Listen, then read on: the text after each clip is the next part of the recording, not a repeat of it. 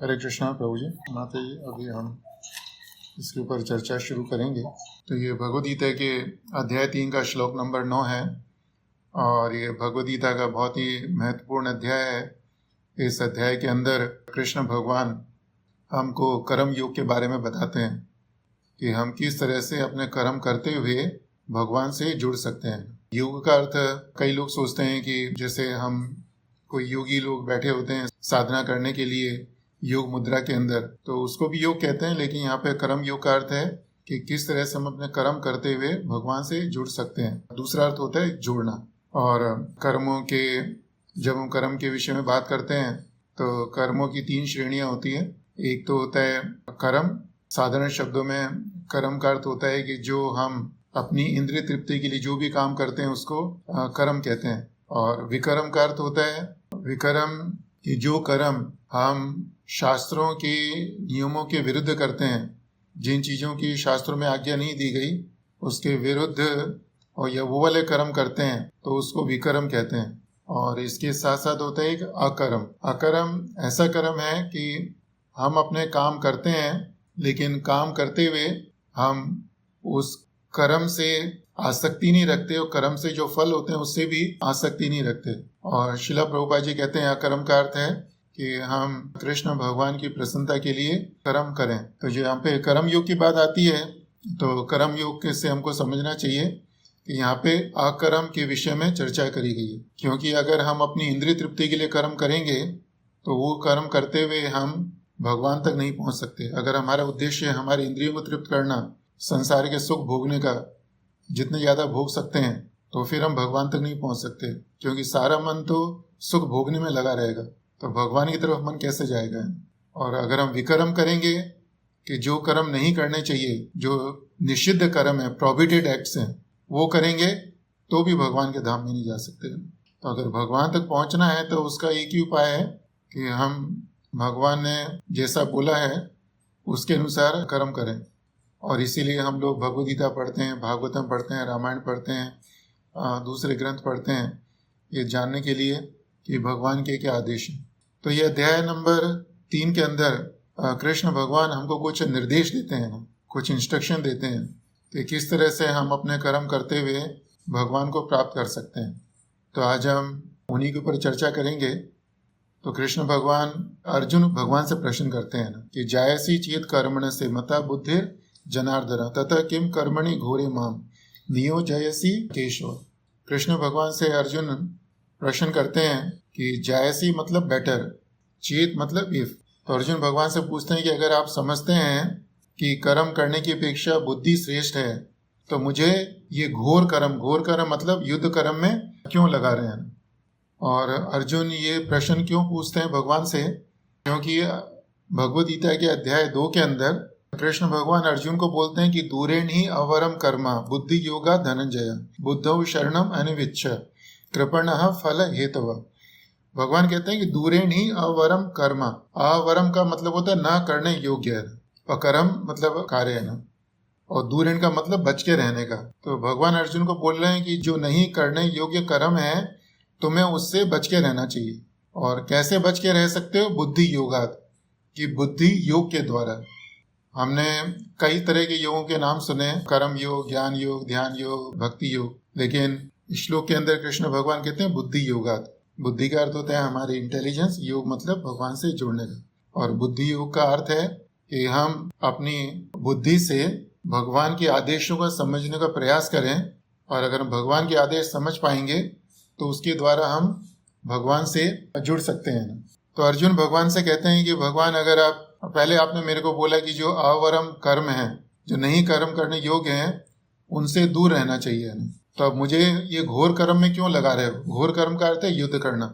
यहाँ पर हमको याद रखना चाहिए कि अर्जुन के मन में आग्रह था शुरू से। हम भगवद गीता का अध्याय 1 देखें कि मुझे युद्ध नहीं करना, मुझे युद्ध नहीं करना है। क्यों? क्योंकि अगर युद्ध करूंगा तो मुझे उसका पाप फल लगेगा। और अर्जुन ये भी बोलते हैं भगवान को कि भगवान मुझे नहीं मालूम कि युद्ध करना मेरे लिए अच्छा है नहीं अच्छा है। और अर्जुन भगवान को बोलते हैं कि हम जिस चीज के लिए युद्ध करना चाहते हैं, हम राज्य प्राप्त करने के लिए युद्ध करना चाहते हैं, अगर वो राज्य मिल भी गया तो उसका क्या लाभ है? हमको क्या क्या आनंद मिलेगा उससे? क्योंकि हम जिन लोगों को अपनी सुख समृद्धि दिखाना चाहते हैं वही हमारे सामने नहीं रहेंगे। और अर्जुन को कहने का तात्पर्य था कि सब कौरव तो युद्ध में मर जाएंगे, है ना, अगर युद्ध हुआ तो, है ना, और हमारे साइड के बहुत सारे लोग मरेंगे, है ना, और उसके बाद में हमको राज्य मिला तो उससे हमको कैसा सुख शांति मिलेगा। तो अर्जुन के मन में अलग अलग तरीके के तर्क थे, वितर्क थे युद्ध नहीं करने की। तो वो बार बार एक ही विषय पे आते हैं कि किसी तरह से भगवान उनको बोल दें कि चलो ठीक है, तुम्हें युद्ध नहीं करने का है। और लेकिन भगवद गीता के अंदर कृष्ण भगवान अर्जुन को बार बार अलग अलग तरीके से एक ही चीज के लिए प्रेरित कर रहे हैं। वो किस चीज के लिए? कि जो उसका नियत कर्म है। अर्जुन का नियत कर्म क्या है? युद्ध करना। क्यों? क्योंकि वो क्षत्रिय है। तो पूरी भगवद गीता के अंदर कृष्ण भगवान अर्जुन को बार बार एक ही चीज के लिए प्रेरित कर रहे हैं कि युद्ध करो, युद्ध करो, युद्ध करो, है? और फिर अर्जुन भगवान को बोलते हैं कि आप जो व्यामी श्रीण है वो वाक्य ने बुद्धि मोह या सीव में, कि आपने दोनों चीजें मेरे को बोली, तो अभी नाउ आई एम कंफ्यूज्ड। और कहते हैं कि मेरे को दोनों में से एक चीज बताओ जो मेरे लिए श्रेय का रहना। श्रेयो हम आपनुयाम, जिससे मेरे को श्रेय की प्राप्ति हो। तो हमने पहले भी आपको बताया था कि दो चीजें होती है, एक तो प्रिय और एक होता है श्रेय। प्रिय का अर्थ है कि जो चीज मेरे को अच्छी लगती है, जो चीज मेरी इंद्रिय तृप्ति के लिए अनुकूल है। और श्रेय का अर्थ है कि जो चीज मेरे कल्याण के लिए बहुत अच्छी है। कई बार डॉक्टर हमको सर्जरी करने के लिए बोलते हैं तो वो हमारे लिए प्रिय चीज नहीं है, वो, है ना, लेकिन डॉक्टर को मालूम है कि मेरे लिए प्रिय नहीं है लेकिन मेरे लिए श्रेय है, मेरे लिए अच्छी चीज है ना। तो यहाँ पे अर्जुन भगवान को बोलते हैं कि मेरे को वो चीज बताओ जो मेरे लिए श्रेय है। श्रेय का अर्थ यहाँ पर ये नहीं भौतिक सुख समृद्धि सुख शांति नहीं है, क्योंकि अर्जुन तो स्वेच्छा से ही सारा राजपाट त्यागना चाहते थे। भगवान से कहते हैं मैं युद्ध नहीं करूंगा, इनको राजपाट चीन को लेने दो, है ना, मैं तो भीख मांग के अपना जीवन चलाऊंगा मैं। तो अर्जुन जब श्रेय की बात करते हैं तो अपना सांसारिक श्रेय के बारे में बात नहीं कर रहे हुए, वह आध्यात्मिक श्रेय के बारे में बात कर रहे हैं। और अब फिर 3.3 से भगवान अर्जुन के प्रश्न का उत्तर देना शुरू करते हैं। भगवान कहते हैं कि संसार में दो तरह के लोग होते हैं जो भगवान को प्राप्त करना चाहते हैं, एक ज्ञान योग से और दूसरा कर्म योग से, है ना।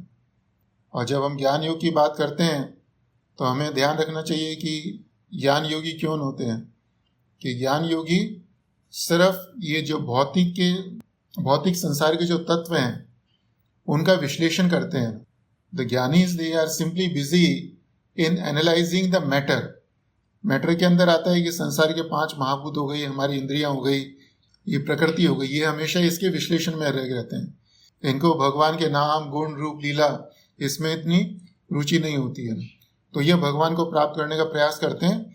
और कर्म योगे न योगिना, और भगवान कहते हैं कि दूसरी श्रेणी के लोग हैं कि जो कर्म योग के द्वारा मेरे को प्राप्त करना चाहते हैं। और यहाँ पर भगवान ने 2 योगों के बारे में बताया, ज्ञान योग और कर्म योग।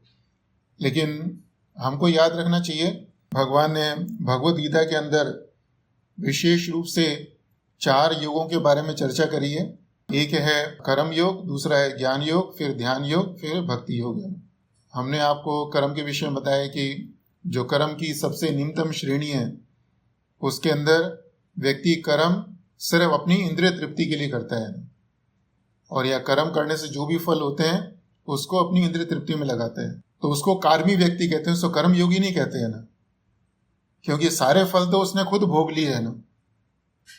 तो दूसरों के लिए भगवान के लिए क्या छोड़ा। तो हमारे योग की शुरुआत कहाँ से होती है?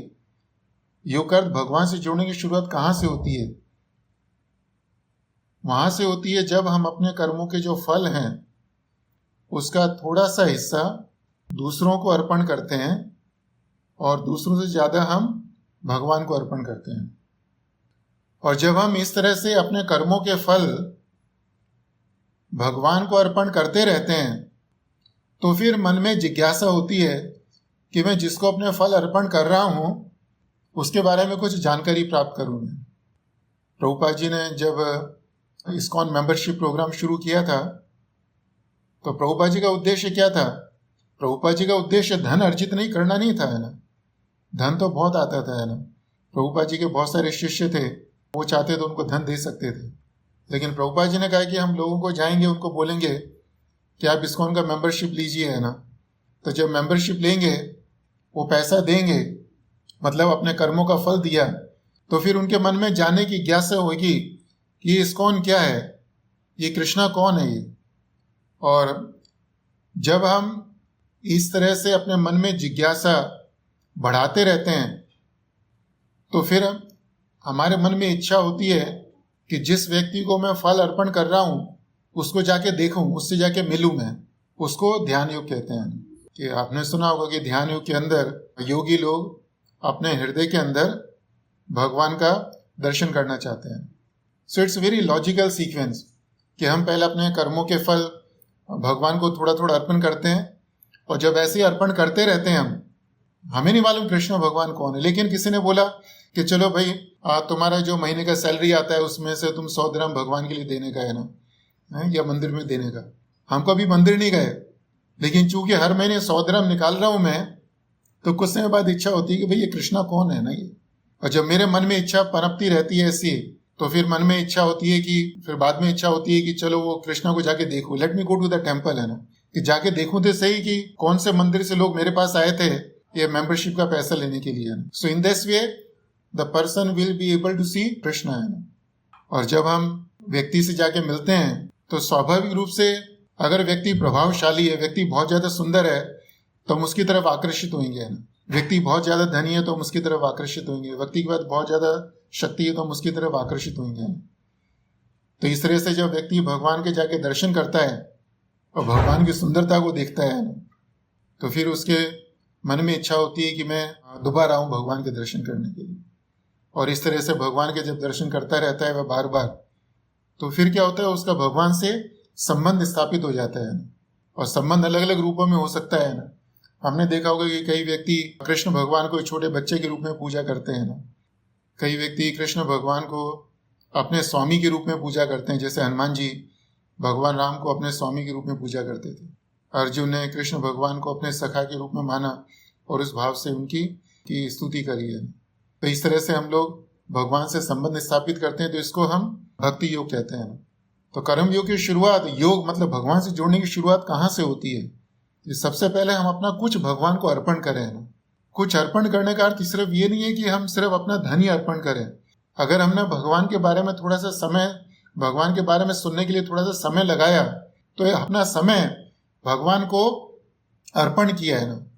हमें भगवान के बारे में मालूम नहीं है ना, लेकिन चूंकि हमने अपना कुछ भगवान को अर्पण किया, करना शुरू किया, तो वह कर्म योग की शुरुआत है।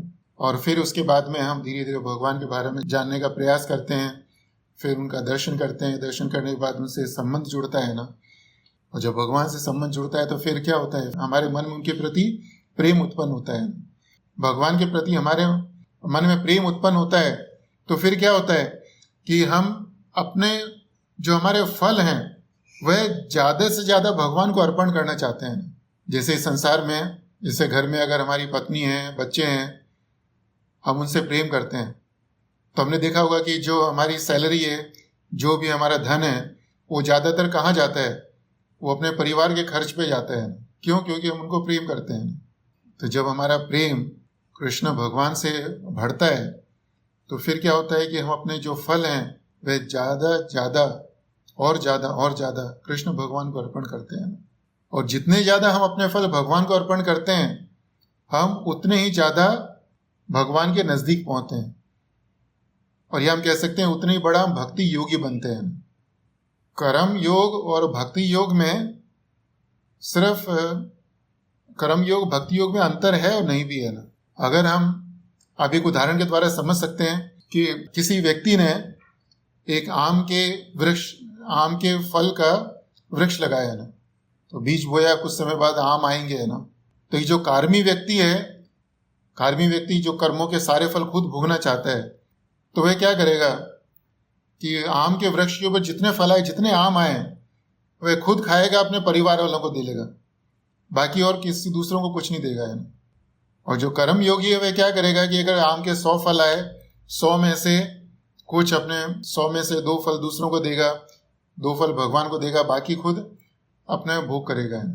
लेकिन भक्ति योगी क्या करता है भक्ति योगी जो 100 के 100 फल हैं आम के पहले भगवान को अर्पण करेंगे वो, और फिर भगवान को अर्पण करने के बाद उसमें से भगवान की जितनी इच्छा है, जितना प्रारब्ध है, उसके अनुसार 2, 4, 6, 8, 10, 15, 20 वो प्रसाद के रूप में स्वीकार करेंगे।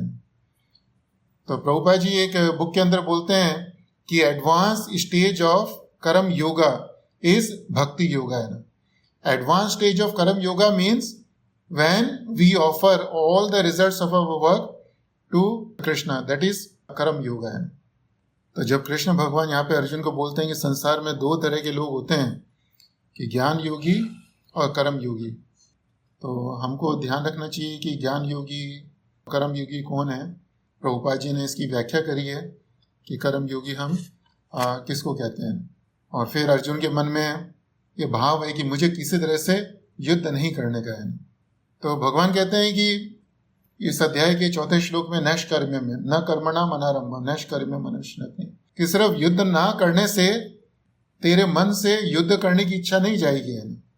तू क्षत्रिय है, तेरा स्वभाव है युद्ध करना है, और तू अभी चाहता है कि युद्ध ना करूं और जाके भीख मांग के अपना जीवन निर्वाह करूं। तो भगवान कहते हैं अभी तो तू छोड़ के जाएगा और सोचता है कि भीख मांग के अपना जीवन निर्वाह कर लेगा, लेकिन चूंकि तेरा स्वभाव क्षत्रिय का है, युद्ध करना तेरा स्वभाव है, तो तू भिखारियों के बीच में जाकर भी युद्ध ही करेगा तू वहां पर। तो भिखारियों के बीच में जाकर युद्ध करेगा, उससे अच्छा है कि तू यहाँ पर युद्ध कर, यहाँ पर कर्म कर। और भगवान अर्जुन के कहते हैं कि नहीं कश्चित क्षणम अपि जातु तिष्ठति कर्म कर्त कार्यति अवश्य कर्म सर्वे ही प्रकृति जेर गुणे। भगवान अर्जुन को कहते हैं कि तू अपना क्षत्रिय धर्म और जितना स्वभाव है युद्ध करना उसको छोड़ना चाहता है, लेकिन one thing you should remember कि नहीं कश्चित क्षणम अपि जातु। भगवान 3 चीजें बोलते हैं, कश्चित क्षणम जातु। कश्चित का मतलब होता है कि कोई भी व्यक्ति हो, चाहे ज्ञानी हो, अज्ञानी हो, कर्म योगी हो, ज्ञान योगी हो, ध्यान योगी हो, कोई भी हो। और क्षण मतलब कोई भी क्षण, किसी भी समय। और जातु मतलब अवस्था। अवस्था का मतलब होता है कि जैसे हम सो रहे हैं या जग रहे हैं ना, उसको भी अवस्था बोलते हैं ना। तो भगवान कहते हैं कि कोई भी व्यक्ति किसी भी समय किसी भी अवस्था में कर्म किए बिना नहीं रह सकता है। कार्यते ही अवश्य कर्म। कहते हैं कि अवश्य मतलब फोर्सफुली। कहते हैं कि everyone is force to act in this material world है, कि जैसे हमारी आंखें ब्लिंक होती हैं, हमारी पलक झपकती है, अगर हम चाहें तो अपनी पलकों को झपकना नहीं रोक सकते हैं। हमको भूख लगती है, हम भूख को लगना ही नहीं रोक सकते हैं। हमने सारे कर्म बंद कर दिए लेकिन शरीर में खुजली हुई तो we can not stop itching on our body. As soon as we have the itching sensation we scratch the body, so again we do the act. तो भगवान कहते हैं कि कर्मों का त्याग करना संभव नहीं है। और अर्जुन कहते हैं कि भगवान how about if I force my self not to act. Arjun भगवान ने कहते हैं अगर मैं अपने हाथ पैर बंद करके बैठ जाऊं, मैं आंखें बंद कर लूं, कान में रुई लगा लूं मैं, तो कर्म होंगे नहीं है। तो भगवान कहते हैं कि कर्मेंद्रियानि संयम्य यह आस्ते मनसा स्मरण। भगवान कहते हैं कर्म इंद्रियों को तो तू संयम कर लेगा, हाथ पैर बांध के बैठ जाएगा, लेकिन आस्ते मनसा स्मरण, लेकिन तेरे मन में विषय भोग चलते रहेंगे ना, मन से तू विष्णु का भोग करेगा है ना। और अगर तू ऐसा करेगा तो तू मिथ्याचारी होएगा है ना, that is a false renunciation. और फिर भगवान बोलते हैं कि इसीलिए कि कर्म नहीं करने की अपेक्षा क्या श्रेष्ठ है, कि निष्काम कर्म करने का है, कि फलों की इच्छा रखे बिना, फलों में आसक्ति रखते बिना तू अपना कर्म करे। भगवान अर्जुन को जो उसका प्रश्न का उत्तर है उसको इस अध्याय के श्लोक नंबर 8 में देते हैं ना, कि नियतम कुरु कर्म त्वम कर्म जायु या कर्मण शरीर यात्रा पी चते न प्रसिद्धिद कर्मण। भगवान कहते हैं नियतम कुरु कर्म त्वम कर्म जायो ही अकर्मण। कर्म और अकर्म, अकर्म मतलब कुछ नहीं करने का, और कर्म मतलब जो हमारा वर्णाश्रम धर्म के अनुसार है वो कर्म करने का। भगवान कहते हैं कुछ नहीं करने की अपेक्षा कर्म करना ज्यादा श्रेष्ठ है।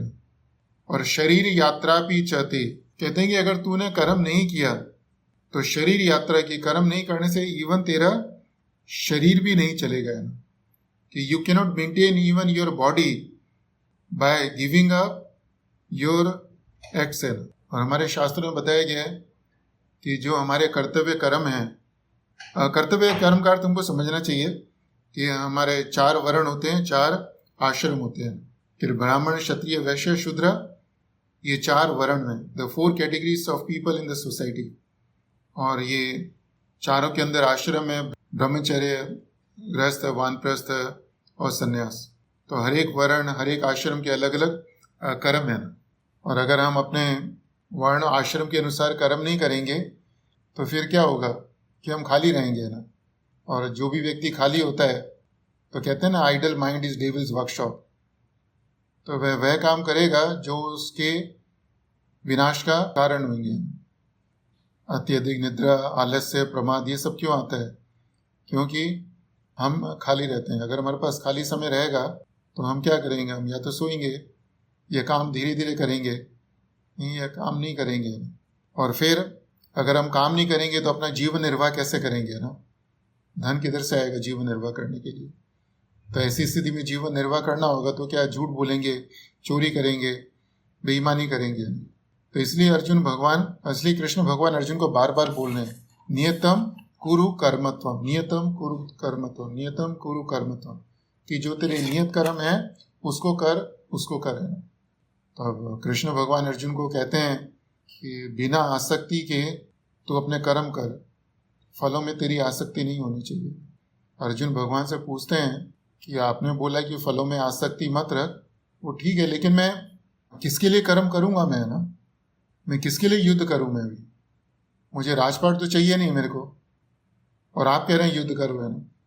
और युद्ध करने से मेरे को क्या होगा? मेरे को मैक्सिमम राजपाट मिलेगा, मेरे को, है ना, धन वैभव मिलेगा, है ना, वो मेरे को चाहिए नहीं। तो मैं क्यों युद्ध करूं? मैं ना, और अगर मैं युद्ध करूंगा मैं, तो युद्ध के कारण बहुत सारे व्यक्तियों की मृत्यु होगी, है ना, और उनका मृत्यु का पाप फल मेरे को लगेगा, है ना। तो अर्जुन के मन में ये दुविधा है। तो उसी का समाधान करने के लिए कृष्ण भगवान ये श्लोक बोलते हैं, जिसका हमने आज उच्चारण किया कि यज्ञार्थार्थ कर्मणो अन्यत्र लोकोयम कर्म बंधन तदर्थम कर्म कौन्तेय मुक्त संगः समाचरण। भगवान कहते हैं यज्ञार्थार्थ कर्मणो अन्यत्र।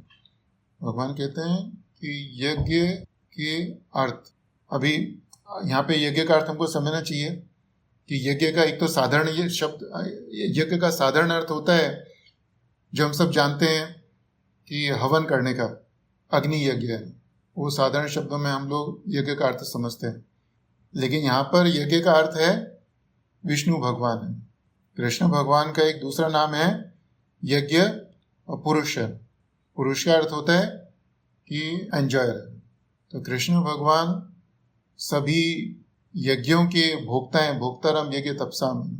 कृष्ण भगवान भगवद गीता के 5वें अध्याय में बोलते हैं। तो जितने भी यज्ञ हैं या जितने भी कार्य हैं वो सभी कृष्ण भगवान की प्रसन्नता के लिए किए जाने चाहिए। तो कृष्ण भगवान कहते हैं यज्ञार्थार्थ कर्मणो। यज्ञ का अर्थ है विष्णु या कृष्ण भगवान, और अर्थ है, अर्थ का साधारण शब्दों में मतलब होता है ये धन है। लेकिन यहाँ पे अर्थ का अर्थ धन नहीं है, यहाँ पे अर्थ का अर्थ है कि फॉर द प्लेजर और सेटिस्फेक्शन ऑफ कृष्ण है। श्रीमद् भागवतम के पहले स्कंद में सूत गोस्वामी नैमिषारण्य जी के बोलते हैं कि अतः पुंभीर द्विज श्रेष्ठा वर्णाश्रम विभागश स्वनुष्ठितस्य धर्मस्य संसिद्धि हरि तोषण में। सूत गोस्वामी श्रीमद् भागवतम में बोलते हैं कि हम जो भी काम करते हैं उसकी सिद्धि कब होती है? साधारणतः हम लोग किसी भी काम की सिद्धि कब मानते हैं ना, कि हमको बहुत ज्यादा धन मिल जाए, बहुत ज्यादा नाम मिल जाए, बहुत ज्यादा प्रसिद्धि मिल जाए, है ना, तो हम कहते हैं कि हमारा जीवन सफल हो गया, हमारा कार्य सफल हो गया है। लेकिन भगवान कहते हैं नहीं, ये सफलता नहीं, ये सिद्धि नहीं है। सिद्धि का इसमें है कि समसिद्धि हरि तोषण। समसिद्धि मतलब परफेक्शन। परफेक्शन कब होगी? हरि तोषणम। हरि मतलब कृष्ण भगवान, तोषण मतलब उनकी संतुष्टि हो, कि हम जो भी काम करते हैं हमें देखना चाहिए कि वो काम करने के द्वारा भगवान प्रसन्न होंगे नहीं होंगे। अभी कृष्ण भगवान ने श्लोक में बोला ना, इससे पहले श्लोक में, कि नहीं कश्चित् क्षणम अपि जातु तिष्ठति कर्म कृत। तो भगवान कहते हैं कि कर्म इज इनएविटेबल है, एवरीवन हैज टू एक्ट, है ना, सभी को अपना कर्म करना है। लेकिन कर्म का सिद्धांत भी है कि ना, there is law of karma, for every action there is reaction, कि हम जो भी कर्म करते हैं उसका प्रतिफल होता है, लॉ ऑफ कर्मा। सो जो भी हम कर्म करते हैं उसका प्रतिफल होता है, और उसी कारण से हम लोग दुखी भी हैं। Whatever is happening to us, अभी हमारे साथ जो भी हो रहा है, पहले जो भी हुआ, अभी जो हो रहा है और आगे आने वाले समय में होगा, वो उसका कारण क्या है? हमारे अकर्म है। No one is to blame, किसी को दोष नहीं देने का है, ये सब हमारे कर्मों का परिणाम है। तो जब हमें मालूम है कि हम अपने कर्मों के कारण दुखी हैं, और हमें ये भी मालूम है कि हम कर्मों के बिना नहीं रह सकते, तो हम क्या करें? कर्म करते करते हमारी मुक्ति हो जाए। तो यहाँ पर श्लोक के अंदर कृष्ण भगवान अर्जुन को क्या बोल रहे हैं कि तू कर्म कर, युद्ध कर, लेकिन you decide who do you want to please. तू पहले ये सोच ले कि तू किसको खुश करने के लिए युद्ध कर रहा है। अर्जुन के मन में अभी तक भाव यह है कि वह युद्ध अपने राज्य को प्राप्त करने के लिए कर रहा है, और राज्य को प्राप्त करने का अर्थ है अर्जुन अपनी इंद्रियों को, अपनी इंद्रिय तृप्ति के लिए कर रहा है। तो भगवान कहते हैं नहीं, you don't fight to please yourself, यज्ञार्थार्थ। भगवान कहते हैं you fight to please me. भगवान कहते हैं तो युद्ध कर, लेकिन मुझे प्रसन्न करने के लिए कर। तो यज्ञार्थार्थ, यज्ञ अर्थ, ये दो शब्द हमको मुक्ति दिला सकते हैं। कि अगर हम दो शब्दों के अर्थ को अपने व्यवहारिक जीवन में उतारें तो कर्म करते करते ही हमारी मुक्ति हो सकती है। युद्ध करना तो सिर्फ एक कर्म का एक उदाहरण है। बहुत सारे संसार में कर्म होते हैं, युद्ध करना भी उन कर्मों में से एक कर्म है।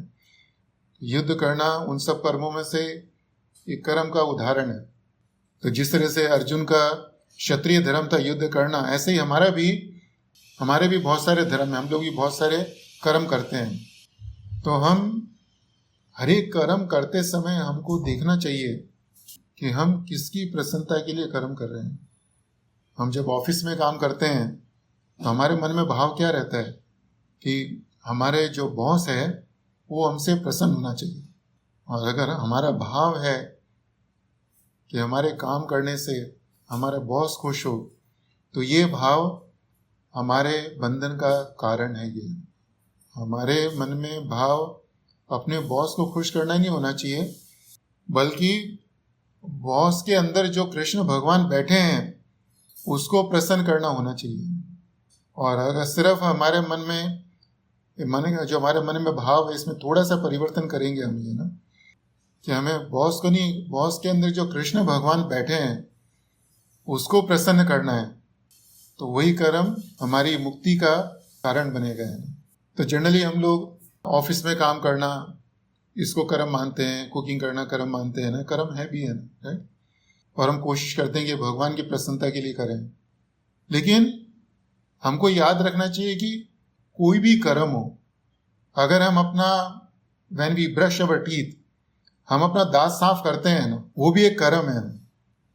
और दांत साफ करते समय अगर मेरे मन में ये भाव है कि मुझे दांत इसलिए साफ करने कि मेरे दांत गंदे हो गए हैं, या मुंह से गंदी स्मेल नहीं आनी चाहिए, इसलिए दांत साफ करना है, so this is an ordinary act है ना, this will again cause the bondage है, फिर हमारे बंधन का कारण होगा।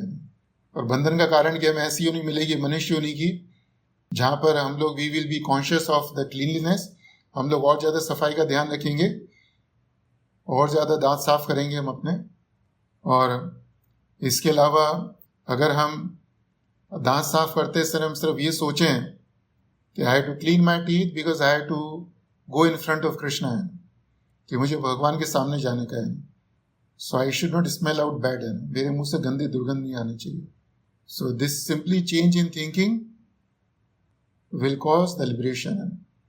वी ड्रेस अप नाइसली, है हम लोग बहुत अच्छी तरह से तैयार होते हैं। क्यों? क्योंकि जनरली हमारे मन में भाव होता है कि जब हमें दूसरे लोग देखें तो हमारी प्रसन्नता करें, हम हमारी प्रशंसा करें।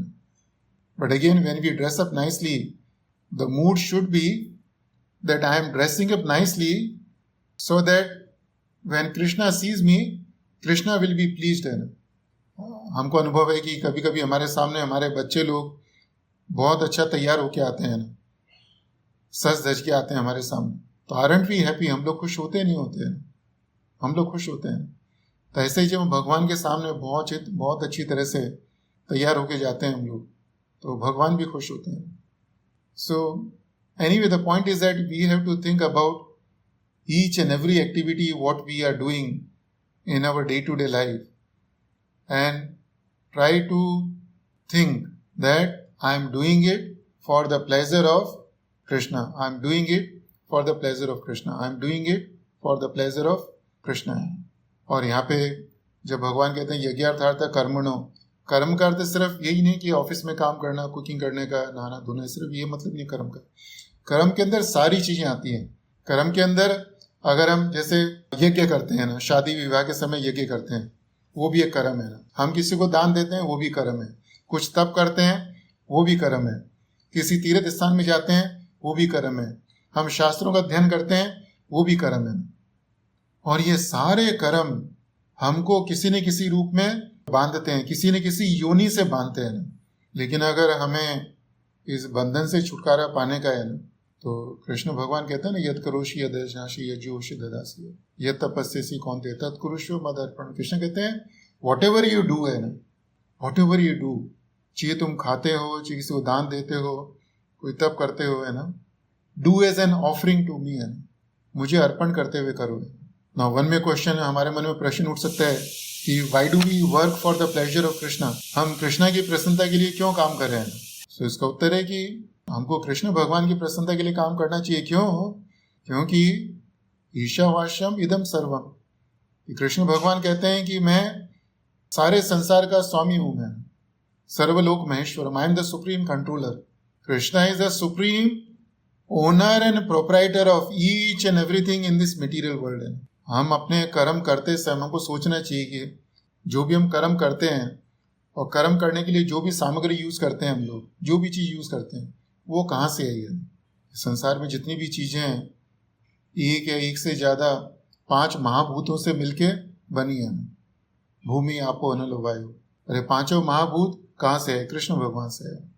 तो अपने कर्म करने के लिए जो भी सामग्री यूज करते हैं, उसका स्वामी कौन है? वो कृष्ण भगवान से आती है। जिस शरीर के द्वारा कर्म करते हैं, वो शरीर को माँ के पेट में कौन बनाते हैं? वो कृष्ण भगवान बनाते हैं। और शरीर भी कृष्णा से आते हैं। कोई काम करते समय उस पर ध्यान लगाना होता है। That attention comes from where? Mind, it comes from Krishna. काम करने के लिए बुद्धि चाहिए, वो कहाँ से आती है? वो कृष्ण भगवान से आती है। तो कृष्ण भगवान अगर सभी पूरे संसार के स्वामी हैं, सारी चीजों के स्वामी हैं, मेरे शरीर के स्वामी हैं, मेरे शरीर के कंट्रोलर हैं, तो naturally I have to work for his pleasure है। कि जैसे हमने देखा है कि एक व्यक्ति दुकान में काम करता है ना, तो उसके मन में भाव क्या रहता है कि जो दुकान का मालिक है उसको प्रसन्न करने का। क्यों? क्योंकि उसका मालिक है, क्योंकि उसके मन में भाव है, उसको जानता है कि जो दुकान का मालिक है वह ओनर है, वो दुकान उसकी है ना, तो इसीलिए उसको वह दुकान के मालिक को प्रसन्न रखना चाहता है। तो अगर कृष्ण भगवान पूरे संसार के स्वामी हैं, सभी चीज़ों के स्वामी हैं, हमारे शरीर के स्वामी हैं, तो स्वाभाविक रूप से हम जो भी कर्म करें हमको उनकी प्रसन्नता के लिए करना चाहिए। चतुश्लोकी के अंदर कृष्ण भगवान कहते हैं हम सर्वस्व प्रभु मत्तः सर्वं प्रवर्तते।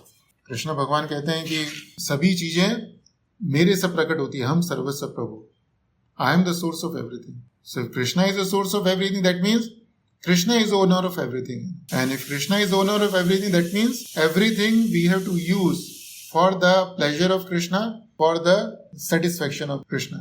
And if Krishna is owner of everything, then we have to use everything for the service of Krishna. अगर हमारे मन में भाव आ जाए, भाव बैठ जाए कि सभी चीजों के स्वामी कृष्ण भगवान है, तो संसार में हम किसी भी चीज के ऊपर आंख उठा के नहीं देखेंगे। We will not have आसक्ति to anything. संसार में जितनी भी चीजें हैं, किसी भी चीज से हमारी आसक्ति नहीं हुई है। एक बैंक के अंदर कैशियर है, पूरे दिन नोट काउंट करता है ना, वो लाखों दिरहम काउंट करता है वो, लेकिन उसके मन में कभी भी भाव नहीं आता कि इसमें से कुछ 1000 दिरहम अपनी जेब में रखूं मैं। उसको बड़े संभाल के रखता है। किसके लिए? बैंक के लिए। उसको मालूम है कि इसका स्वामी और कोई है ना, तो इसीलिए उसका मन, वो नोट उसके हाथ में है, लेकिन फिर भी वो नोटिस से उसकी आसक्ति नहीं है। लेकिन इसके विपरीत अगर उसके जेब में 5,000 दिरहम है तो दिन में कई बार अपनी जेब को टटोलता है, देखता है कि वो 5,000 दिरहम मेरे पास है कि नहीं, 5,000 दिरहम मेरे पास है कि। क्यों? क्योंकि उसके मन में भाव है, he thinks that 5,000 belongs to him, he is the owner of that 5,000. So the point is that Krishna is a यज्ञार्थार्थ। Krishna भगवान कहते हैं कि मेरी प्रसन्नता के लिए कर्म करो। क्यों करें? क्योंकि Krishna is the owner of everything है। Krishna is the owner of everything. और जब कृष्ण भगवान कहते हैं कि वर्क फॉर माई प्लेजर यज्ञार्थार्थ कर्मणो नित्यः, तो उसका अर्थ क्या है ना, हमको कैसे मालूम पड़ेगा कि हम कृष्ण भगवान की प्रसन्नता के लिए काम कर रहे हैं? सिर्फ मन में सोच लेने का कि सोचते रहना कि I am working for the pleasure of Krishna, working for the pleasure of Krishna doesn't mean everything. ये अच्छा भाव है, हम सोचे कि मैं कृष्ण भगवान की प्रसन्नता के लिए काम कर रहा हूं, लेकिन हमको कैसे मालूम पड़ेगा कि वास्तव में कृष्ण भगवान हमारे कर्मों से प्रसन्न हो रहे हैं? तो अगर हमें देखना है कि कृष्ण भगवान हमारे कर्मों से प्रसन्न हो रहे नहीं हो रहे, तो हमें कुछ चीज़ें करनी चाहिए। उसमें सबसे पहली चीज़ है कि our action should be in accordance with Krishna's instructions है, कि हमारे जो भी कर्म हैं वह कृष्णा के आदेश के अनुसार होने चाहिए। क्योंकि हमने कोई भी कर्म किया लेकिन वो कृष्णा के आदेश के अनुसार नहीं है, कृष्णा ने नहीं बोला वो कर्म करने के लिए, लेकिन बस मन में सोचते रहे हम, है ना, कि I am doing it for the pleasure of Krishna, for the pleasure of Krishna, for the pleasure of Krishna. तो कृष्ण भगवान ऐसे प्रसन्न थोड़ी होंगे ना। हमारे घर में बच्चे हैं, हमने बच्चों को कोई बोला कि कुछ काम नहीं करने का, और हमने जो काम उनको बोला नहीं करने के लिए वो वही काम करते हैं, तो हम क्या उससे प्रसन्न होंगे? नहीं होंगे प्रसन्न। तो यज्ञार्थार्थ working for the pleasure of Krishna, first thing our act should be in accordance with Krishna's instructions. And one more thing, if we act in accordance with the instructions of Krishna, अगर हम कृष्ण भगवान के आदेश के अनुसार काम करें तो क्या होता है? हम स्वाभाविक रूप से naturally we become servant of Krishna. अभी तो हम लोग सोचते हैं, हमारे मन में कहते हैं कि I want to be servant of Krishna, I want to be servant of Krishna, I want to be servant of Krishna, right? But how to be servant of Krishna? Krishna भगवान का दास कैसे बनेंगे हम लोग? I go in work in the office. हम सभी लोग एक ऑफिस में काम करते हैं, कहीं ना कहीं काम करते हैं। So we are called servants. And why are we called servants? Because we follow the rules and regulations and instructions of our bosses. अगर हम बॉस की इंस्ट्रक्शन को फॉलो नहीं करेंगे तो फिर हमको कोई सर्वेंट थोड़ी बोलेगा। Servant means who follows the instructions of the master. So if you follow the instructions of Krishna, Krishna is pleased and automatically we become the servant of Krishna. जो दीक्षित भक्त लोग अपने नाम कह के दास लगाते हैं, स्वयं सुरती कृष्णदास, लेकिन हम लोग कभी ये नहीं सोचते कि हम वाकई में कृष्णदास हैं कि नहीं हैं, और कृष्णदास नहीं है तो कृष्णदास कैसे बन सकते हैं? कृष्णदास का अर्थ है कि who follows the instructions of Krishna. And one more thing, if we act as a servant of Krishna, then we are not affected by the profit and loss of our actions. Suppose हम ऑफिस में, एक आदमी office में नौकरी करता है, उसका boss बोलता है कि ये 5 मिलियन दिरहम को यहाँ पे इन्वेस्ट करने का है, और वो बॉस की आज्ञा को मान के 5 मिलियन दिरहम जहाँ बॉस ने बोला वहाँ पे इन्वेस्ट कर देता है, और बाद में मालूम पड़ता है कि जो इन्वेस्टमेंट किया उसका पूरा नुकसान हो गया है। तो 5 मिलियन दिरहम का नुकसान हो गया। किसका नुकसान हुआ? मेरे बॉस का। मेरा नुकसान नहीं हुआ, क्योंकि मैंने तो जो मेरे बॉस ने बोला मैंने वही किया है। उसने बोला 5 मिलियन को इन्वेस्ट करने का है तो 5 मिलियन इन्वेस्ट किया। अगर उसका 10 मिलियन होएगा तो मेरे को फ़र्क नहीं पड़ता, और उसका 0 हो जाएगा तो भी मेरे को फ़र्क नहीं पड़ता है।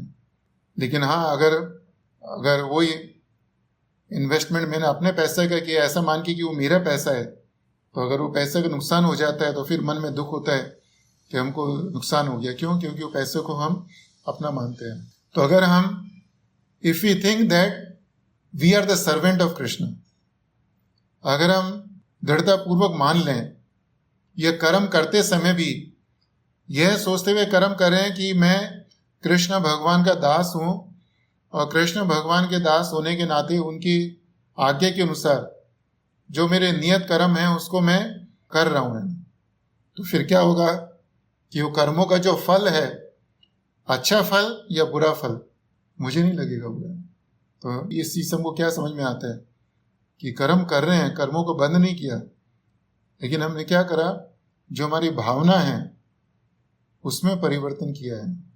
तो जो कर्म हमारे बंधन का कारण हो सकते हैं, हमें स्वर्ग लोक में, धरती लोक में लेके आ सकते हैं, सुख दुख दे सकते हैं, वही कर्म हमको भगवान के धाम में जाकर नित्य सुख का कारण भी हो सकते हैं। और working for the pleasure of Krishna means दूसरी चीज है कि जो हमारे कर्मों का फल है वह भगवान को अर्पण करने का है। हमने आपको बताया सबसे पहले सिर्फ ये सोचने से कि I am working for the pleasure of Krishna, working for the pleasure of Krishna, working for the pleasure of Krishna, कि सिर्फ सोचते रहना कि कृष्ण भगवान की प्रसन्नता के लिए काम कर रहा हूँ, कृष्ण भगवान की प्रसन्नता के लिए काम कर रहा हूँ, ये अच्छा है ना। लेकिन इसके साथ साथ हमको क्या करने का है, हमको देखने का है कि हम कृष्णा की जो इंस्ट्रक्शन है, कृष्णा के जो आदेश है, उसके अनुसार काम कर रहे हैं नहीं कर रहे हैं। अब ठीक है, हमने कृष्णा के आदेश के अनुसार काम किया है ना, हम ऐसा काम कर रहे हैं जो कृष्ण भगवान ने बोला ठीक है तुम करो, है ना। हम ऑफिस में काम कर रहे हैं, हम कुछ गलत काम नहीं कर रहे हैं, लेकिन जो भी हम कर्म करते हैं उसका फल आएगा ना हमारे पास। तो वह फल अगर हमने भगवान को अर्पण नहीं किया तो भी भगवान खुश नहीं होंगे। खुश होंगे लेकिन उतना खुश नहीं होंगे जितना कि हम अपने फल भगवान को अर्पण करें। और ऐसा नहीं कि कृष्ण भगवान को हमारे फलों की आवश्यकता है। आम का वृक्ष होता है, उसको स्वयं आम खाने की इच्छा नहीं होती है ना, क्योंकि उसका जो आम का फल, उसका बीज तो वृक्ष से ही आया है ना। तो संसार में जितने भी सुख, सामग्री, सुख, समृद्धि है, संसार में नहीं आध्यात्मिक जगत में, सबका मूल कारण कृष्ण भगवान है। तो कृष्ण भगवान को हमारे फलों की आवश्यकता नहीं है ना। अगर हम कृष्ण भगवान को फल अर्पण करते हैं तो वह हमारे कल्याण के लिए नहीं, उससे हमारा लाभ होता है। और कृष्णा को फल अर्पण करने का अर्थ है कि हम भगवान को प्रेम करते हैं। प्रभुपाद जी उदाहरण देते हैं कि कभी कभी एक छोटा सा बच्चा हमारे पास आता है, हम उसको 10 ग्राम देते हैं, वो एक चॉकलेट लेके आता है ना, और चॉकलेट खाना शुरू करता है, और खाते खाते वो चॉकलेट हमको देता है ना कि पापा थोड़ा चॉकलेट खाने का है। तो हम क्या करते हैं, हम उस चॉकलेट को खाते हैं, हम उसको है। और क्यों खाते हैं? क्योंकि बच्चे का प्रेम है ना। हमको चॉकलेट की कमी नहीं है, चॉकलेट के भूखे नहीं है। वो चॉकलेट मैंने 10 ग्राम दिया, उसी से बच्चा लेके आया है ना, लेकिन चूंकि बच्चा प्रेम पूर्वक मेरे को दे रहा है तो उसको मैं स्वीकार करता हूँ। तो ऐसे ही कृष्ण भगवान का है कि कृष्ण भगवान को हम कुछ अर्पण करते हैं तो इसका अर्थ है कि हमको कृष्ण भगवान से, तो हमको प्रयास करना चाहिए कि हम हमारे जो भी फल हैं वो पहले पूरा भगवान को अर्पण करें, और उसमें से हम अपनी जो ज़रूरत है उसके लिए धन लें, सामग्री लें, जो चीज़ों की आवश्यकता है वो लें। तो this is called advance stage of karma yoga, या इसको भक्ति योग भी कहते हैं। तो अभी हमने भगवान के आदेश के अनुसार काम किया और काम करने जो फल आया भगवान को अर्पण किया है ना।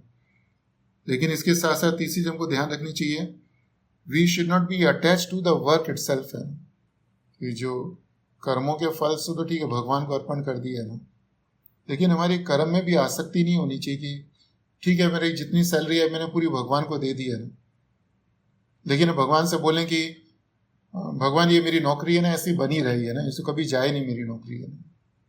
तो इसका अगर ऐसा भाव है मन में, तो इसका अर्थ है कि हम भगवान के ऊपर निर्भर नहीं है। कृष्ण भगवान भगवद गीता के अंदर बोलते हैं ना, चेतसा सर्व कर्माणि मयि सन्न्यस्य मत्परायः।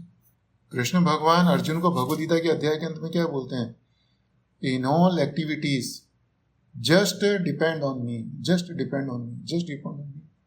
और कृष्ण भगवान अर्जुन को ऐसा क्यों बोलते हैं कि जस्ट डिपेंड ऑन मी, चेतसा सर्व कर्माणि, सर्व कर्माणि मतलब सारे कर्म है, मयि सन्न्यस्य मत्परः, मत्परः मेरे ऊपर निर्भर है। All activity just depend on me, because Krishna knows that we don't depend on Krishna all the times. हम अपने कर्म करते समय किसके ऊपर निर्भर रहते हैं ना? हम लोग अपने कर्म करते समय शारीरिक बल उसका सहारा लेते हैं, आत्मबल सेल्फ कॉन्फिडेंस उसका सहारा लेते हैं, कभी कभी धन की जो शक्ति है उसका सहारा लेते हैं ना, कभी हमारा ज्ञान है उसका सहारा लेते हैं, कभी दूसरों को शक्ति है उसका सहारा लेते हैं. So if you look at our day to day routine, our activities, we will find, अगर हम अपनी दैनिक चर्या देखें हम लोग, तो हमको एहसास होगा कि हम almost each and every moment depend on our selves or depend on this material paraphernalia or depend on others for the success. हम देवकीनंदन प्रभु का लेक्चर सुन रहे थे, तो देवकीनंदन प्रभु ने लेक्चर के अंदर बहुत अच्छी चीज बोली है. देवकीनंदन प्रभु कहते हैं कि वी शुड रिमेंबर कि our expertise is not equal to success. Our expertise is not equal to success. Our expertise is not equal to success. We may be expert in each and everything.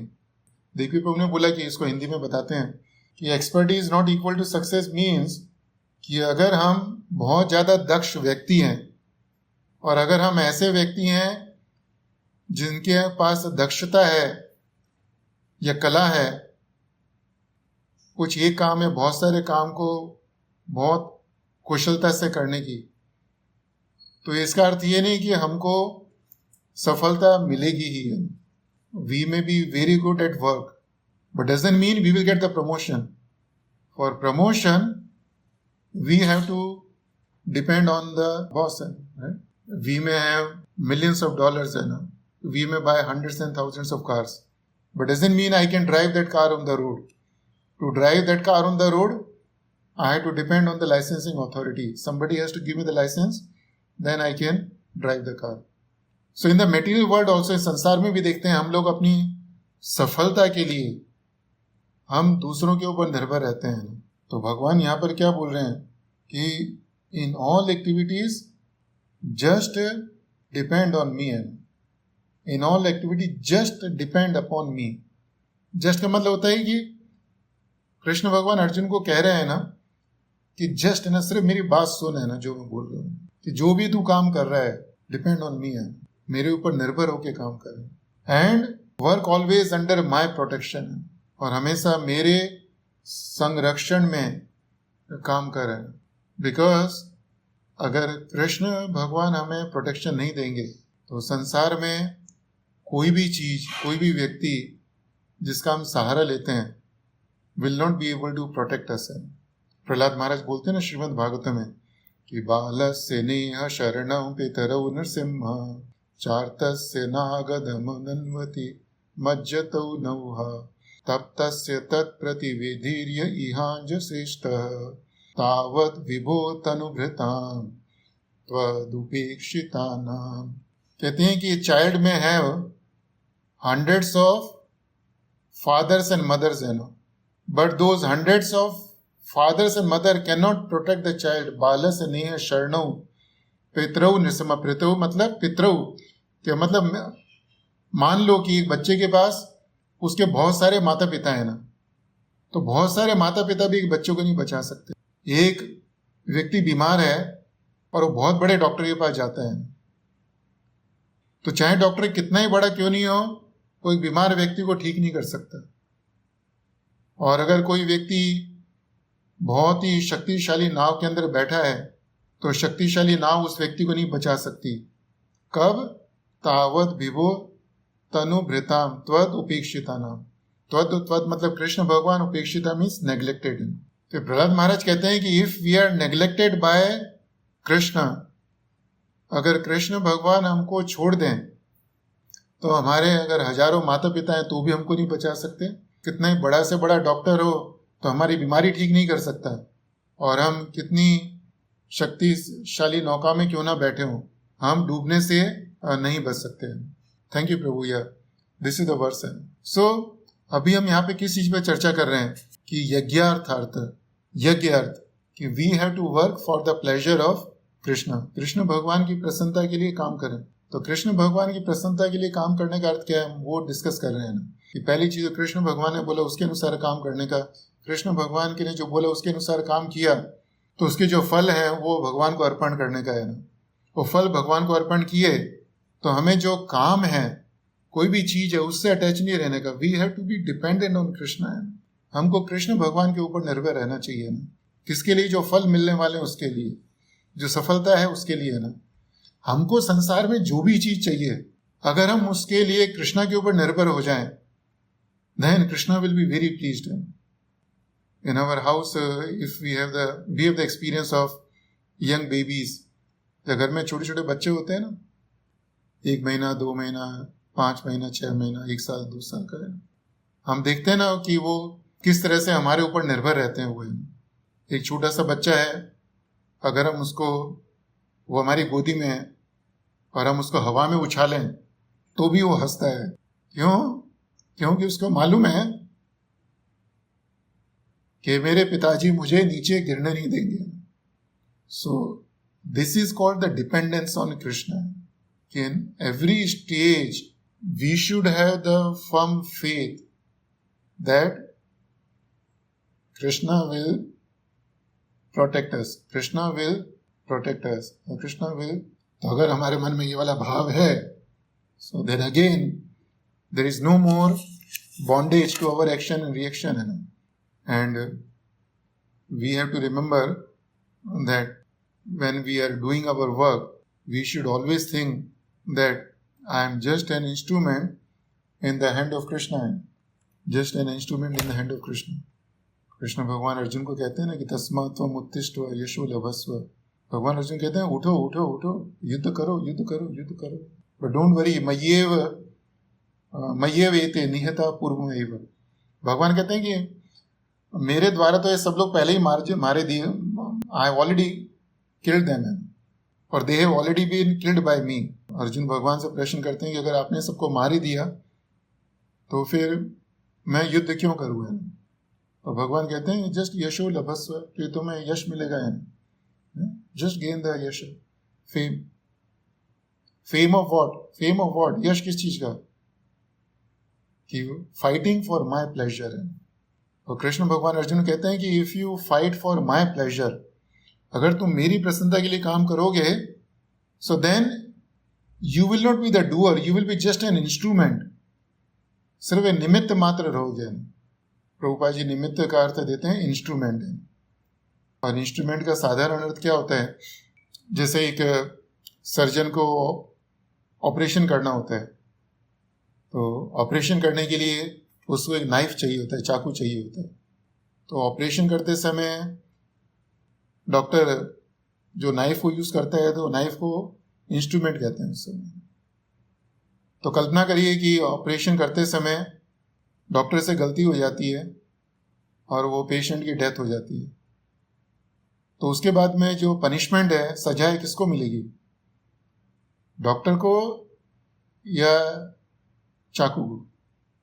It will be to the doctor है, सजा doctor को मिलेगी, चाकू को ही नहीं मिलेगी। क्यों? क्योंकि चाकू तो सिर्फ एक इंस्ट्रूमेंट है। चाकू को ऑपरेशन से कुछ लेना देना नहीं है, वो तो डॉक्टर उसको जैसे चला रहा है वो ऐसे चल रहा है ना। तो ऐसे ही हमारा जीवन भी होना चाहिए ना, हमारी भावना भी होनी चाहिए, हमारी चेतना भी होनी चाहिए ना, कि हम तो कृष्ण भगवान के हाथ में एक चाकू है ना, एक इंस्ट्रूमेंट है। वो जैसे हमको रखेंगे हम वैसे रहेंगे ना, जैसे हिलाएंगे वैसे हिलेंगे। और अगर हम इस भाव से कर्म करेंगे तो जो कर्मों का फल है, जैसे डॉक्टर एक चाकू को यूज करता है पेशेंट को ऑपरेशन करने के लिए, तो ऑपरेशन के बाद पेशेंट ठीक भी हो सकता है, नहीं भी ठीक हो सकता है, ठीक है ना। ऑपरेशन का फल यही होगा, पेशेंट ठीक होएगा, नहीं ठीक होएगा। तो हमें उससे कुछ मतलब नहीं है कि हम अपने कर्मों को अपने कर्मों को करते समय मानेंगे कि मैं तो कृष्ण भगवान के हाथ में सिर्फ इंस्ट्रूमेंट हूं, तो कर्मों का जो भी फल है, अच्छा फल है बुरा फल है, मेरे को उससे मतलब नहीं है। और एक तो कर्मों के फल से मुक्त हो जाऊंगा मैं, और दूसरा यश भी मिलेगा मेरे को। यश किस चीज का? Following the instructions of Krishna. So anyway, तो यहाँ पर कृष्ण भगवान श्लोक में जो चीज बोलते हैं यज्ञ अर्थ है ना, वर्क फॉर माई प्लेजर है, work for my pleasure, work for my pleasure. If you can simply apply these two words in our life then we are liberated. अगर हम सिर्फ दो शब्दों को अपने व्यवहारिक जीवन में उतार लें तो हमारी मुक्ति हो जाएगी. नारद मुनि श्रीमद् भागवतम के स्कंद 1 अध्याय 5 श्लोक नंबर 32, 33, 34, 35 4 श्लोक है ना, वेरी ब्यूटीफुल वर्सेस हैं. इसमें व्यासदेव जी को यही समझाते हैं कि किस तरह से जो हमारे कर्म हैं हमारे बंधन का कारण भी हो सकते हैं और मुक्ति का कारण भी हो सकते हैं. नारद मुनि व्यासदेव जी को बोलते हैं कि तुम्हें मालूम है कि अगर कोई व्यक्ति ज़्यादा दूध पी ले तो उसका डाइजेशन खराब हो जाता है, लेकिन उसी दूध के अंदर थोड़ी सी खटाई डालकर वो दही को खाए तो वही दूध उस बीमार व्यक्ति को ठीक भी कर सकता है. कि जिस दूध से व्यक्ति बीमार पड़ा उसी दूध के अंदर थोड़ा सा कुछ ऐड किया और उसको खाया तो जिस दूध के कारण बीमारी हुई उसी दूध के कारण बीमारी ठीक भी हो जाती है. लेकिन करना क्या है कि दूध के अंदर थोड़ा सा कुछ ऐड करने का है ना. तो ऐसे ही हमारे भौतिक जीवन के अंदर हम जो भी कर्म कर रहे हैं उन कर्मों से हमारे बंधन हो रहे हैं, हम वो कर्म हमारे बंधन का कारण बन रहे हैं. तो हमें करना क्या है कि उन कर्मों के अंदर सिर्फ कृष्ण भगवान को जोड़ने का है ना. और जैसा ही हम करेंगे ये तो जो कर्म हमारे बंधन का कारण है वही कर्म हमारी मुक्ति का कारण हो जाएंगे. तो प्रभु जी माता जी अभी इन्हीं शब्दों के साथ में कथा को यहाँ पे विराम देना चाहूँगा मैं. और कथा के अंत में किसी भक्त को कुछ प्रश्न हो, संदेह हो, कुछ कमेंट्स हो, so they are welcome. Hare Krishna. Hare Krishna, Dhanavad Pranam Prabhu. Thank you so much for so many references.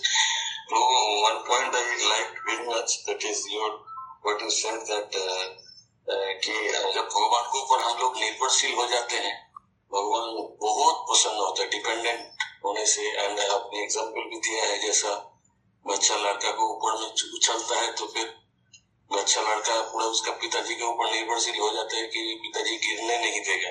ये पॉइंट बहुत अच्छा लगा प्रभु. And thank you so much. Thank you, Prabhuji. First of all, you have just started with that how the karma jaga is better than the renunciation. And then 3.9 में आपने इतना अच्छा तरीके से समझाया जब भगवान हमारा जब कर्म पहले शुरू होता है जो भगवान को कुछ फल हमारा कर्म जो फल अर्पण करना है. 3.9 में भगवान कृष्ण का प्रसन्नता के लिए कर्म करना है. लेकिन आपने ये अच्छी बात बताई जब भगवान हमारा कर्म हम उनको फल को अर्पण करेंगे भगवान उसके लिए भूखा नहीं है. लेकिन for our purification it is for our benefit our purification. तो थैंक यू. हरे कृष्ण. प्रभु जी अभी हमने थोड़ी देर पहले स्लाइड देखी थी प्रभुपाद जी की. उसमें कहा था कि बच्चों के पालन पोषण से ही में अगर कोई दिक्कत आए व्यवधान आए तो उस समय हमें पूजा पाठ छोड़ देना चाहिए, उनको ध्यान देना चाहिए तो गोलोक की प्राप्ति हो जाती है. तो प्रभु जी ये बच्चों का पालन पोषण भी तो इंद्रिय कर्म इंद्रिय सुख को प्राप्ति में ही आता है. तो ये व्यवधान नहीं आएगा हमारे भक्तिवाद में. नहीं, प्रभुपाद जी ने ये नहीं बोला कि भगवान की पूजा पाठ छोड़ दें. हाँ, बच्चों का पालन करते समय साइड में करके बच्चों पे पहले फोकस करें. प्रभुपाद जी ने बोला कि चाइल्ड वर्शिप इज शायद प्रभुपाद जी ने कहीं जगह कोर्ट में बोला है ना कि child worship is higher than the deity worship है ना.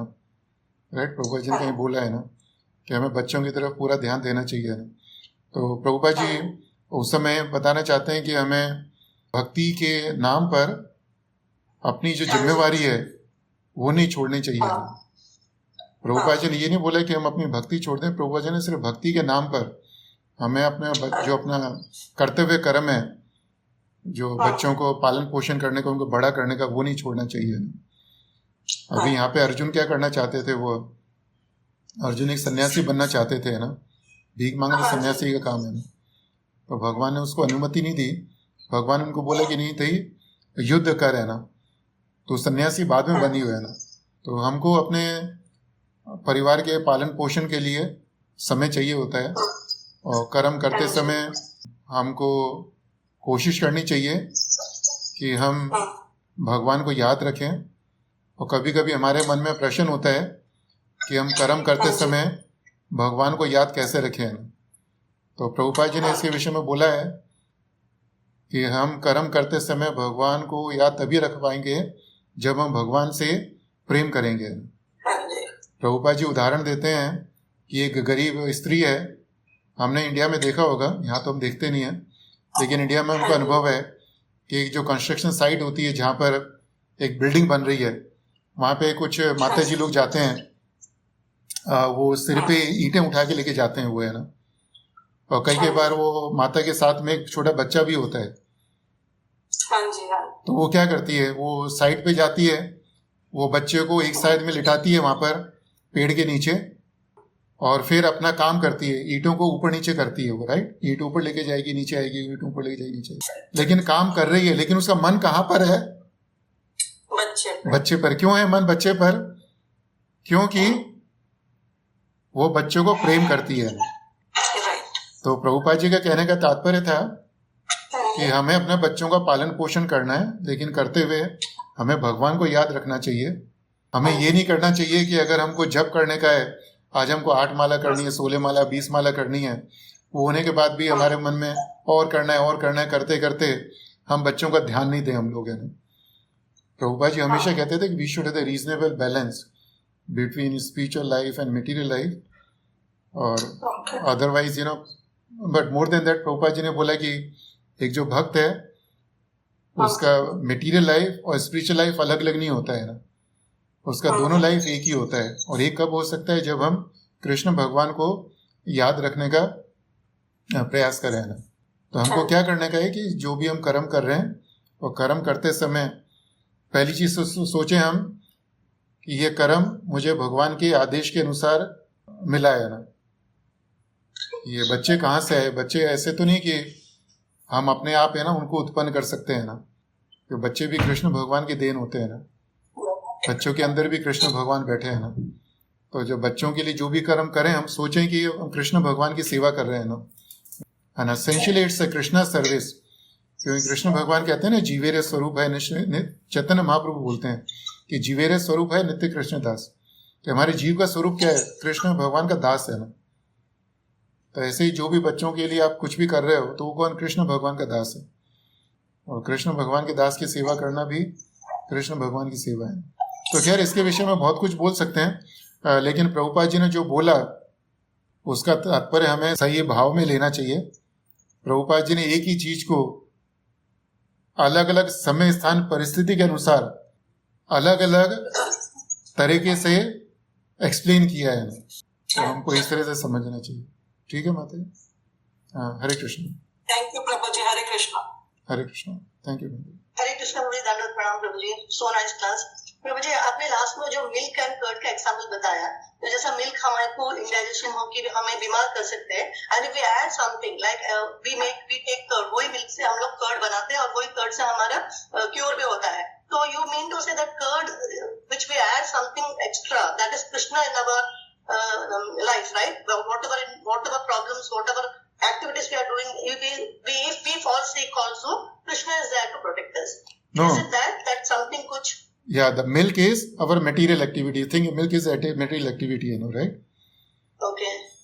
And you just add just add curd to it, right? Oh, कोई खट्टी चीज उसके अंदर ऐड कर दो। तो दूध के अंदर कोई भी खट्टी चीज जोड़ी तो उसका परिणाम क्या हुआ? दही बनेगा, है ना। दही बन जाएगा, राइट। तो वो दही को लेंगे तो हम क्या होगा कि जिस दूध के कारण हम बीमार हुए, उसी दूध के कारण ठीक भी हो जाएंगे। क्यों? क्योंकि दूध के अंदर हमने कुछ जोड़ा है ना। तो उसी तरह से जो हमारे भौतिक कर्म है, अगर हम सोचे दूध के समान है, तो वो क्या हमको बीमार करते हैं, हमारे बंधन का कारण है। Exactly. तो लेकिन वही कर्मों के अंदर अगर हम थोड़ी सी कोई चीज ऐड कर दें, खटाई की जगह सोचे हम कृष्णा को ऐड कर दें हम, राइट, यस, हाँ, तो क्या होगा, जो परिणाम होएगा, जो हमारा कर्म है, वही कर्म हमको जो संसार बंधन से छुड़ा देगा। इस तरह से समझना चाहिए। अकर्म जो बोला प्रभु आपने वो है ना? हाँ, कर्म हमारा अकर्म बन जाएगा, वो है ना। करेक्ट, यस, ठीक है। थैंक यू सो मच प्रभु जी। तो ये नारद मुनि ने बोला है भागवतम के 5वें स्कंद में है ना, श्लोक नंबर 33 या 34 से शायद। थैंक यू सो मच प्रभु जी। हरे कृष्णा। हरे कृष्ण। हरे कृष्ण प्रभु, दादा प्रणाम। आपने एक बहुत अच्छा चीज बोला था कि we should have the firm faith in Krishna, means we should be always dependent on Krishna's mercy. और ये चीज बोली थी Krishna will protect us, Krishna will protect us and Krishna will protect us, then no more bondage and reaction will be there. तो हमको ये समझना है कि we are just an instrument in the hand of Krishna. और आपने एक सर्जन का एग्जांपल दिया था कि सर्जन के हाथ में जो नाइफ है, नाइफ ओके, वही नाइफ से अगर सर्जन ने ऑपरेशन किया है, सपोज द पेशेंट डाइज, तो लेकिन वो जो पनिशमेंट किसको मिलती है, नाइफ को नहीं मिलती है, सर्जन को मिलती है। ऐसे अगर हम अपने आप को कनेक्ट करेंगे, we think always as like an instrument in the hand of Krishna, तो वही हमारा मुक्ति का कारण होगा, हमको बॉन्डेज नहीं मिलेगी उससे ना। Thank you Prabhu. Hare Krishna. Hare Krishna Prabhuji, Dandavat Pranam to you. Hare Krishna. Nice class Prabhuji. I like 2 points. 2 points मुझे अच्छा लगा. Number 1, आपने बोला कि why should we work for pleasure of Krishna? So very nice. Actually, it's a simple point. I always think that we should work for Krishna so that we are relieved from the bondage. But the deep meaning आपने सही बोला कि ईशावास्यम इदम सर्वम. We have to serve for the pleasure of Krishna because he is the Lord of our body, he is the Lord of the universe, he is the Lord of all sacrifices. So that's why we should work for him. And I said, then only you compare the worker in a shop and he has to work for the owner, etc. The second point हमको बहुत अच्छा लगा, आपने बोले 5 million dirhams अगर invest करने के लिए बॉस बोला है, it's beautiful example. How you related this to Krishna consciousness is very wonderful. अगर 5 million my boss is telling you to invest, he is responsible for losses or gain. When it is 10 million, he is responsible. Or it is 0. And if I invest my money, I am responsible. So similarly, when I do for Krishna's sake, he is responsible, whether good or bad. But if you are doing for our own interest, then we are responsible. Very nice, Prabhuji. Thank you very much. Hare Krishna. Hare Krishna, Prabhuji, Dandavat Pranam. Beautiful class, Prabhuji. Prabhuji, one question. This regarding dependency. Sometimes we have faith, but how to transform our faith to dependency?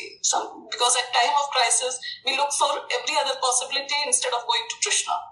So how should we remove that thought? No, we have to depend on Krishna. How to have that thought in our mind? Mataji, based on my own experience, it's a matter of practicing it. It's simply we have to practice it. Whenever we are in the danger, so immediately our mind, will take to some other shelter, Yeah. Suppose that somebody loses the job, right? तो immediately उसके दिमाग में thought क्या आता है he will think, okay, मेरे जो contact list में कौन-कौन लोग हैं जिनको I can approach for the job, right? So instead of that, the thought should come, okay, now let me talk to Krishna, okay, let me see what Krishna's arrangement is there for me, or he should go and tell Krishna that, oh, Krishna, I need something now. Or not, I need something, do what is best for me, right? That's all, But this thought doesn't come, But at least, we should be conscious that after some time the thought will come, In the beginning, you will look into your diary, of the contacts. फिर धीरे-धीरे मालूम पड़ेगा, कि कोई भी contact हमारा वो helpful नहीं है, right?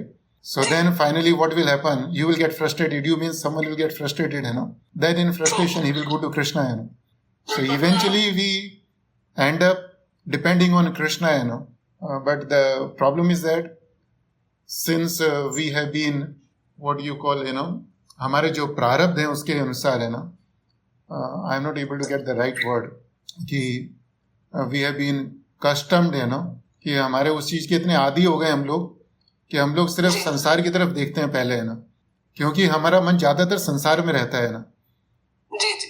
तो हमारा मन जहां पर रहेगा तो जब भी संकट आएगा तो हम उसी के बारे में सोचेंगे, जो अजामिल था, अजामिल को सबसे छोटे बच्चे से प्रेम था, इसीलिए तो उसने उसको बुलाया, उसको, और किसी को क्यों नहीं बुलाया उसने, क्योंकि उसका उससे प्रेम था, अब लेकिन उसका नाम नारायण था, तो that was the fortunate thing है ना. तो वहां पे विष्णु आ गए ना. अब यहाँ पे हमारी जो कॉन्टेक्ट लिस्ट में लोग हैं वो तो सब नारायण नहीं है ना, वो लोग है ना. तो but anyway the point is that कि the more we are attached to Krishna, the more we will have his remembrance when we are in danger है ना. And how to increase our remembrance for Krishna? I think we have to associate more and more with the devotees and try to think more and more. And it's a, कि हम पहली चीज क्या करें ना. कई बार लोग कहते हैं ना चिकन और एग स्टोरी है ना. So that's the same thing. What we do first, right? But the point is that we shouldn't give up है ना. हमको हताश नहीं होना चाहिए, right? हमको अपना प्रयास करते रहना चाहिए ना. Krishna is pleased with our endeavour, not the outcome of the endeavour. One thing we have to remember है ना. यशोदा माता कृष्णा को पकड़ना चाहती थी, वो पकड़ नहीं पाई है ना. फिर भी कृष्णा ने बोला कि आके चलो पकड़ लो मेरे को है ना. यशोदा माता में शक्ति नहीं थी, but Krishna allowed because Krishna was pleased with her endeavour है ना. So what is required, our endeavour to remember Krishna, our endeavor to remember Krishna, our endeavor to remember Krishna, right? That's what we should do. And these 4 verses, 57, Bhagavad Gita, 18 chapter, 57, 58, 59, 60. These 4 verses are very beautiful verses, Mataji. Okay. And if we have the time, we will discuss these 4 verses sometime. Sure. Very nice verses. Even the purport is also very nice. And in the meanwhile, you should read the purport of 18.57 when you have the time. Very nice verse, purport. Sure, Prabhuji. Hare Krishna. Thank you so much, Prabhuji. Hare Krishna. Hare Krishna. Hare Krishna.